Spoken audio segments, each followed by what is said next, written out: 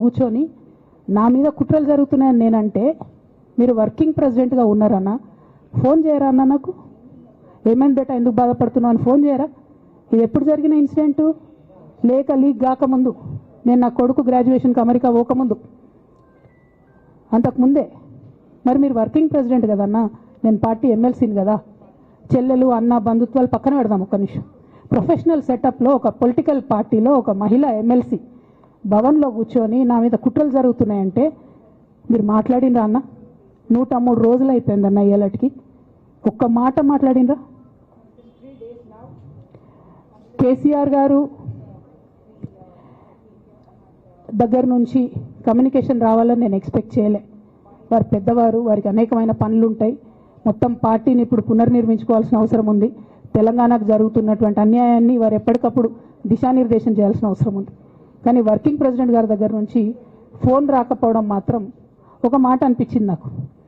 నేను కేసీఆర్ గారి బిడ్డను, నేను కూర్చొని ప్రెస్ మీట్ పెడితేనే రెస్పాన్స్ రాలేదంటే మరి ఇంకో మామూలు మహిళా కార్యకర్తకు బీఆర్ఎస్ పార్టీలో మన అన్యాయం జరిగితే రెస్పాన్స్ వస్తుందా? నాకైతే అనిపించలేదు. వస్తుందేమో నాకు తెలియదు. కానీ నేను ఒక మాటకు నాకు సంతోషం అనిపించింది.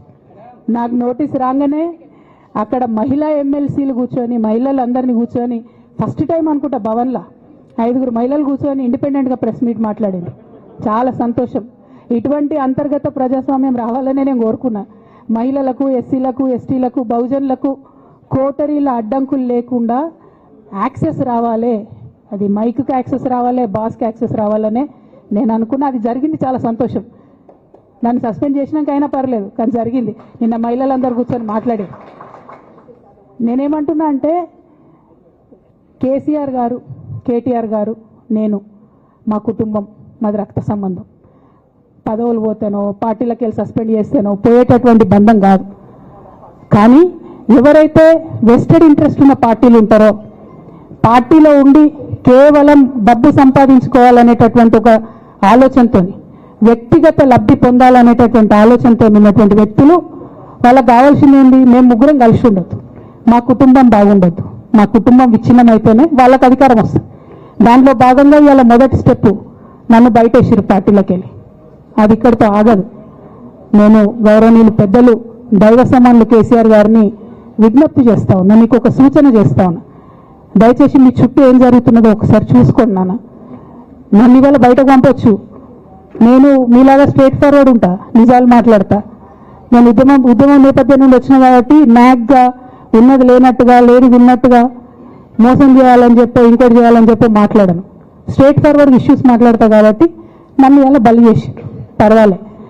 కానీ రేపటి నాడు ఇదే ప్రమాదం రామన్నకు కూడా పొంచుంది, రేపటి నాడు ఇదే ప్రమాదం మీకు కూడా పొంచుంది. అల్టిమేట్గా బీఆర్ఎస్ పార్టీని హస్తగతం చేసుకోవడానికి జరుగుతున్నటువంటి కుట్రలో భాగంగానే ఇవాళ నన్ను ఎలిమినేట్ చేయడం జరిగింది. నేను ఇవాళ ఓపెన్గా అడుగుతా ఉన్నాను, హరీష్ రావు గారికి నేను సూటి ప్రశ్న వేస్తున్నా, ఈ రాష్ట్ర ముఖ్యమంత్రి రేవంత్ రెడ్డి గారు కూడా నేను సూటి ప్రశ్న వేస్తున్నా. నా మీద కుట్రలు ఎప్పటి నుండి ప్రారంభమైనాయి?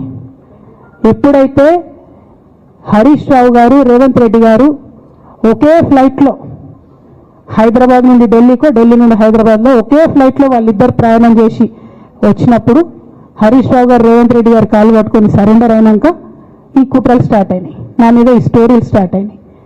మా కుటుంబాన్ని విడగొట్టాలనేటటువంటి కుట్ర స్టార్ట్ అయింది. నేను ఛాలెంజ్ చేస్తా ఉన్నా, రేవంత్ రెడ్డి గారు మీరు చెప్పండి, ఆ ప్రయాణం జరిగిందా జరగలేదా? హరీష్ రావు గారు మీరు చెప్పండి, ఒకే ఫ్లైట్లో మీరు రేవంత్ రెడ్డి గారితో కలిసి వచ్చిందా రాలేదా? ఆ తర్వాత నుండి నా మీద ఈ కుట్రలు జరుగుతున్నాయా లేదా? సరెండర్ అయింది మీరు. ప్రతి ఒక్క విషయంలో దాదాపు ఒక 7-8 ఇష్యూస్ ఉన్న ఇన్సిడెంట్స్ ఉన్నాయండి. అఫీషియల్ పిఆర్ఓ ట్వీట్ చేస్తాడు, Congress party official PRO tweet చేస్తాడు, ముఖ్యమంత్రి గారు పిఆర్ఓ, ఈ పాల వ్యాపారంలో అవినీతి జరిగిందని. తెల్లారు 2-3 పేపర్లలో వస్తుంది, 3వ రోజుకి మాయమైపోతుంది. అదే కేటీఆర్ గారినేమో 3 సార్లు విచారణ పేరుతో పిలిచి వేధిస్తారు. అంటే కేసీఆర్ కుటుంబం నికార్స్గా బరిగీసుకొని కాంగ్రెస్ పార్టీతో రేవంత్ రెడ్డితో కొట్లాడుతున్నాం కాబట్టి మా మీదనేమో కుట్రలు జరుగుతాయి, మా మీదనేమో కేసులు పెడతారు. మీ మాత్రం 1 or 2 days హెడ్లైన్స్ వస్తే తర్వాత న్యూస్ గాయబవుతుంది. ఎన్ని జరగలే చెప్పండి హరీష్ రావు గారి విషయంలో? ఫస్ట్ పాల వ్యాపారం మీద ఏమొచ్చినాయి ఆరోపణలు? ఆనాడు బీఆర్ఎస్ పార్టీ గవర్నమెంట్లో SC ST BC హాస్టళ్లకు Harish Rao గారి పాల వ్యాపారం నుంచి పాలు సప్లై చేసిరు అనే ఆరోపణలు అయోధ్య రెడ్డి గారు ట్వీట్ చేసిరు. గతం 2 రోజులు పోయిన ఆరోపణ ఎందుకు సరెండర్. నెక్స్ట్ ఒక అభియోగం చేసిరు ముఖ్యమంత్రి గారు రంగనాయక్ సాగర్ దగ్గర ఆయన ఫామ్ హౌస్ ఉంది, అది ప్రభుత్వ భూమి, కబ్జా చేసిందని. 1 day headline, 3rd day news గాయబ్. No case nothing. కేటీఆర్ పరిస్థితి ఏంటి? ఎన్ని కేసులు పెట్టిరు కేటీఆర్ అని మీద? ఎన్నిసార్లు పిలిచింది విచారణకు? ఇవన్నీ పక్కన పెడదాం. నిన్నటి లేటెస్ట్ ఇష్యూ మాట్లాడదాం.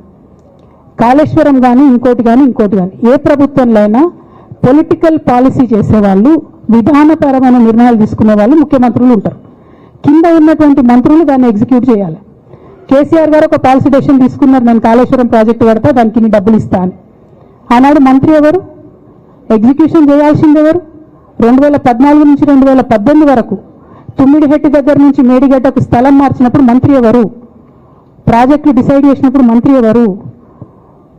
అన్ని మీటింగ్లు, టెక్నికల్ ఇష్యూస్ చూసుకోవాల్సింది ఎవరు? ఇవన్నీ రేవంత్ రెడ్డి గారు మాట్లాడారు. నేను మొత్తం అసెంబ్లీ స్పీచ్ చూడరు మీరు, ఇలా మ్యాచ్ ఫిక్సింగ్ అనేది మీకు తెలిసిపోతుంది. ఏం మాట్లాడరు ఆయన. ఎంతసేపు కేసీఆర్ కాళేశ్వరం కట్టిండు, కేసీఆర్ కుటుంబం